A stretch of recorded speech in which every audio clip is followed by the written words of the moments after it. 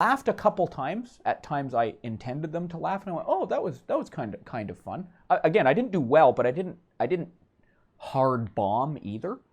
So I thought, okay, I'll do that again, and I'll do it again, and I'll do it again, and then I just started doing sets. And then after about 6 months, give or take, I noticed an improvement, and I started getting better at it within 6 months. And it was the first thing I'd ever done in my entire life that I'd put time and effort into, that I enjoyed doing, that I noticed improvement. And I went, this is fun. Okay, I'll keep doing it. And then almost 8 years later, here I am. So was that the first thing you ever felt like your muscle was growing? That's it. Yeah. It's like going to the gym and you saw a gain. After your 6 months of going to the gym tirelessly, you saw a gain. Yeah. I'd never had anything like that. A lot of stuff I'd ever tried in my life, I'd work hard at it and I wouldn't see any improvement at all. Nothing. Tried learning the guitar in prison. I just fucking couldn't get it. And but stand up for what? And again, the interesting thing for me, I always think this is, so many people got into stand up because they loved comedy. It was just a fucking thing to try. I wasn't even intending to do anything with it.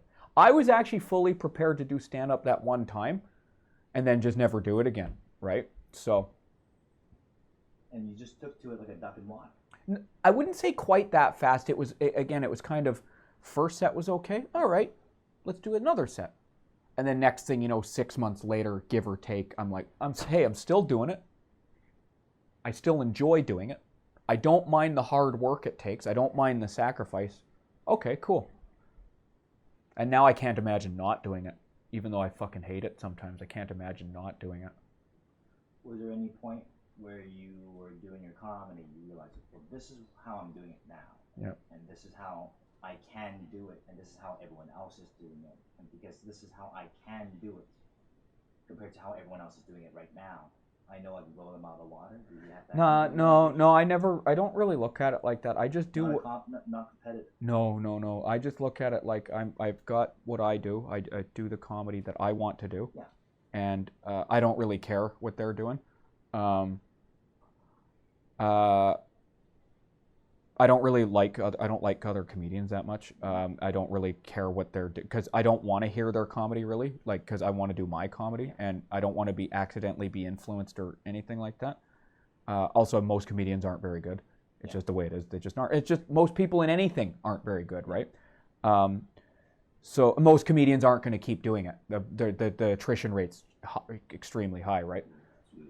1 to 3 years. Yeah. Then they stop. So anyway, I just focus on what I do. Mm-hmm. The only thing that ties into what you're talking about is I refused to be influenced because they try and influence you to start doing it a different way and lecture you and try and moralize. And I just went, no, I'm doing it my way. This is the way I'm doing it. And this is the way I do it. And this is the way I like doing it. The audience clearly likes me doing it that way. And so I'm just going to keep doing it that way. So, and that's just the Mark Hughes way. I'm not trying for a certain style. This is just, if I was painting, these are the paintings that come out of my head. Comedy is you're only as good as your last set. So I could go up and bomb, but then the next night I can kill. Yeah. And a guy who normally doesn't do as well as me could blow me out of the water one night. It's I just focus, the set that I'm having that night is all I'm really concerned about, and then trying to improve upon that every time. That's it. I approach it like a craft, really. It's just a craft to me. Where did that mindset come out from?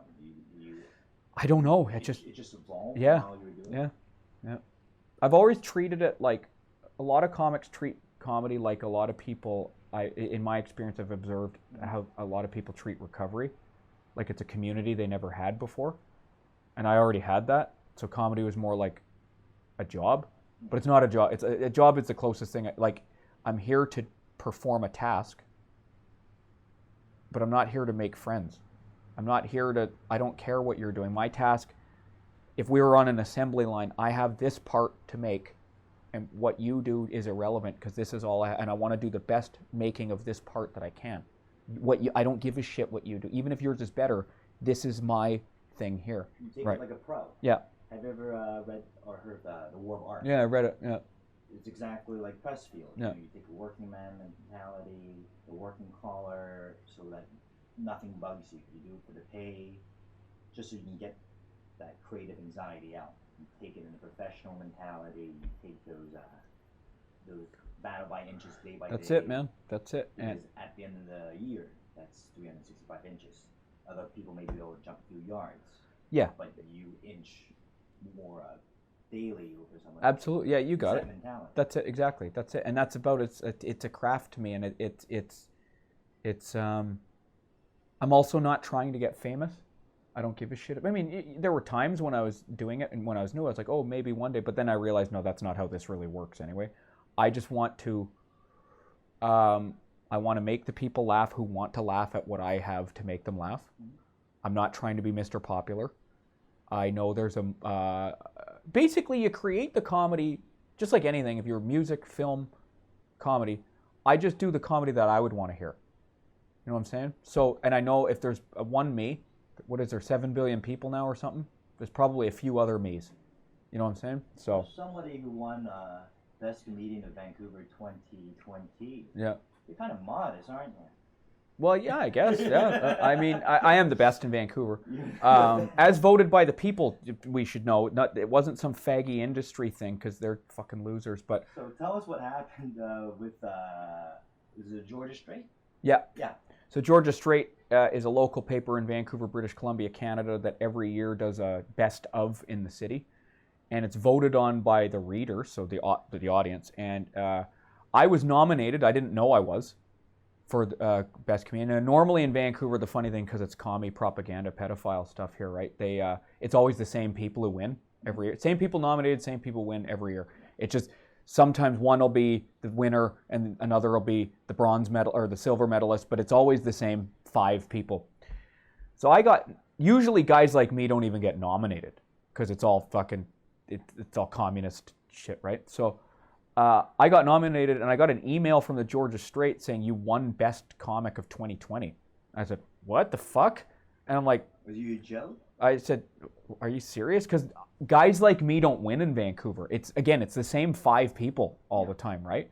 And you do have a following, but when it that's comes the to thing. The mainstream or the status quo, they hate people like that. But the thing is, I've worked very hard to develop a fan base, and once it comes time to the actual vote of the people, those same 5 don't have a fan base.